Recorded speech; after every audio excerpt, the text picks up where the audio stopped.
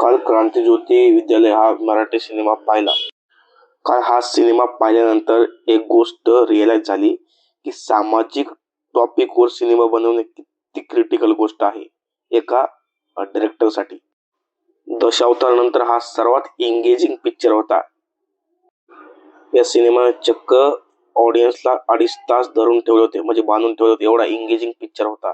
कारण दशावतार नंतर मी जितके पण पिक्चर पाहिले त्याच्यानंतर हा पिक्चर पाहिला क्रांतिज्योती विद्यालय. खूप एंगेज करून ठेवलं होतं 2.5 तास. यामध्ये जर मी मेन लीडचं जर नाव सांगितले स्टारकास्टची, तर त्यामध्ये सचिन खेडकर, प्राजक्ता कोळी, अमय वाघ, सिद्धार्थ चांदेकर, क्षितिज जोग, कादंबरी कदम, हरीश दुधाडे अँड निर्मती सावंत. अतिशय उत्तम प्रकारे प्रत्येकाने आपापली भूमिका मांडली.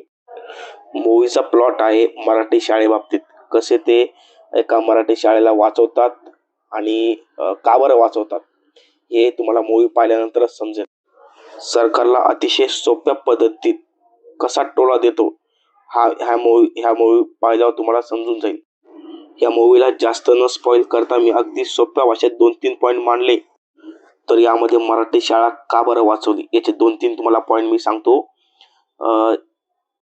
यामध्ये सर्वात पहिला पॉईंट शिस्त आणि संस्कार.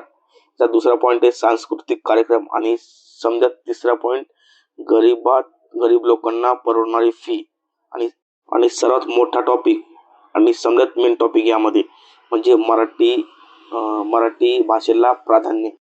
या मूवीमध्ये कुठलाही टॉपिक वल्गर टॉपिक नाहीये. म्हणजे आउट ऑफ समजा एखादी मराठी भाषेला प्राधान्य द्यायचं म्हणलं तर कुठल्याही भाषेला ट्रोल न करता किंवा नाव न ठेवता यांनी मराठी भाषेला कसं म्हणजे आपल्याला मराठी येणं किती जरुरी आहे किंवा मराठी शाळा आपल्या लेकरांसाठी किती जरुरी आहे ह्या मूवीतून तुम्हाला समजेलच पाहिल्यावर.